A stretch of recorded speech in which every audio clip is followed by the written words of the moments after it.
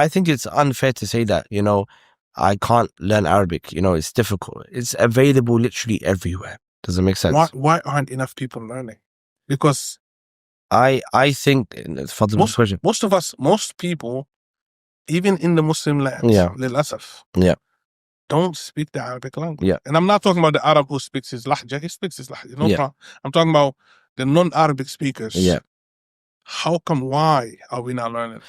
I think in order to understand why people don't consider Arabic as something that they need to learn, you have to look back at history of the last 150, 200 years. Because if you look at Western colonization of the Muslim lands, issues like Egypt, issues like Algeria and etc. You find Turkey as well. You find that it was a Western move to disconnect the Muslims in their own lands from the Arabic language. Why? Disconnect them from Arabic, you disconnect them from Qur'an and Sunnah. You disconnect them from Islam. Does that make sense? I always mention the statement of William Gladstone. William Gladstone was a prime minister of the UK around about the 1870s, 1890s, something like that. And at the time when the issue was happening between them trying to colonize Egypt, he was in the House of Parliaments. He had a Quran in his hand, and he said, as long as the people of Egypt have this in their hearts, we'll never be able to defeat them. He understood that the Quran, having ilm, having sharia, having deen, will be a preventative factor from them trying to colonize them properly. So what do? Remove the language. We won't fight Islam, we'll fight the Arabic language.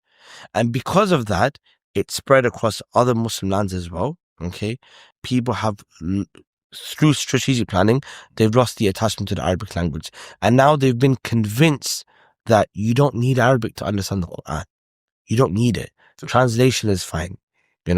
My sheikh, he teaches in English, he teaches in Swedish, he teaches in Urdu, he teaches in this and that. I understand it. And that talbis of shaitan, that deception, has fooled them to understanding and knowing that no, that's not the case, right? The fact that you yourself don't know Arabic means that you yourself as an individual are distant from the Quran and Sunnah. That's why one of my things with the Arabic language is not just it's not just about learning Arabic, it's about building households that are connected to the Quran and Sunnah. If I teach one man the Arabic language, he now learns Arabic and he marries a woman and they have kids, I know that household has a higher chance of being raised upon Islam because he has the Arabic language. Does that make sense? And so from my goal is really, look, I want the language to be implanted within homes so that kids can be nurtured upon the deen again. It makes it so much more easier. I'm a father. I know the Arabic language. My kids, they come in my room, they see books everywhere. They've already started to become inquisitive. Abba, what's this? What's this book? What's it about? I'm like, this is Tafsir Sa'idi. This is, Tafsir Ibn Jarir al-Tabari. What's that? All in Arabic. I said, all in Arabic. I'm like, let's open up. Let me explain to you. That love for knowledge now is already being instilled inside of them, and they're not even seeking knowledge. They're just busy with Quran, Arabic, learning about maths and English and things like that. And so it's a huge helper and a catalyst for nurturing children upon the deen. And I think that's really it. We have to look at what history's done over the last 200 years. And, we look at, how things are now being pushed even more. The fact that people are being forced to believe you don't need Arabic. The fact that a lot of even speakers, they don't push that concept as well. If everything is being facilitated for you in another language by your teacher, then you feel that that's all I ever need. I remember with Sheikh Abdul Rahman, it was actually, and I asked him this one time, when he would teach, he would use a lot of Arabic terms. And sometimes, students would leave the durus, the classes, because they're like, this is too hard. I don't understand. Every 4 or 5 words in English, he's using Arabic terms. I don't know what he's talking about. And I asked the Sheikh, don't you think it makes sense? We're an English-speaking audience. You give everything in English. He said, if I did that, when would your love for the Arabic language come? When would you feel like he said something and I don't know what it means? And I can only get it if I study Arabic. Like, it's hard for me to speak to somebody and say, this verb, it is sahih, right? Because you might know that the word sahih, based upon the meaning of hadith, that's authentic. If you know Arabic and you understand it, you understand what I mean by these terms. It makes it easier for you to understand the deen. Does that make sense? Because there are so much terminology, so many words, and to explain one word in Arabic, sentences. I have to use sentences to explain it. And so inshallah, I do believe the more people that, keep pushing out this message, connect yourself to the Arabic language if you want to connect yourself to the deen of Allah subhanahu wa ta'ala. I was reading this book by Abu Shamat al-Maqdisi, right? And he talks about the importance of learning the Islamic sciences and etc. And he brings a statement by one of the Salaf that mentions that Iraq at the time of the Salaf was a place that was known of a lot of tashayyu, and a lot of Shia, they were there.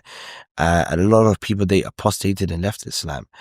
And he mentions, and he said, look, that zandaqa that happened there, where people started to apostate and all this haram that started to take place in kufr, it happened to those people that were Muslims originally because of their ignorance of the Arabic language.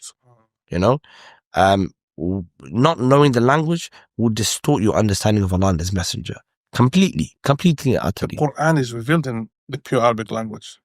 The Sunnah of the Prophet ﷺ is in the pure Arabic language. Is it possible then, that leads me to ask the question, we also know that seeking knowledge, faridatun ala kulli Muslim.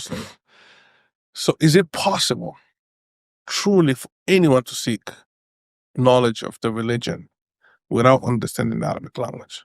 If you want to be a talib al-ilm and you want to seek that knowledge, no, it's not possible. It's not possible without the Arabic language. Because all you would be able to do is be a person that gathers reminders. A little reminder here by the sheikh, a little reminder there. But you want to study the deen.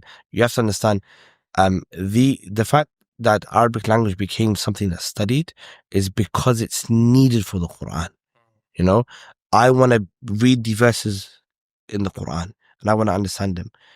If I don't know what Alif al-Lam is doing in the word Alhamdu, if I don't know that Lillah is actually two words, Alam, which is a harf, and then the word Allah Ismul Jalala, right? If I don't know this, I'm not going to be able to make sense of what Allah is saying here. Does that make sense? And then issues related to, just understanding word orders in the Quran as well. Why did Allah choose to introduce Himself as Alhamdulillah? Why didn't He say Alhamdulillah Rahman, Alhamdulillah Malik? Why Allah? Why Allah come first?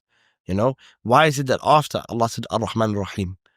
Why two names of mercy? Why not, Al-Malik Al-Jabbar? Why not? You will not be able to benefit from this if you don't know Arabic. You don't understand context in the Arabic language and how word orders are, and that's when balagha and eloquence and all of this comes into play. So it's not possible. It's not possible. You would always, as Shaykh al-Tamaj used to say to me, that if you know Arabic, you always know your deen better. People can debate with you, fight with you, argue with you, this, that. If you know Arabic, this guy's jahil and you're not. And that's just the truth.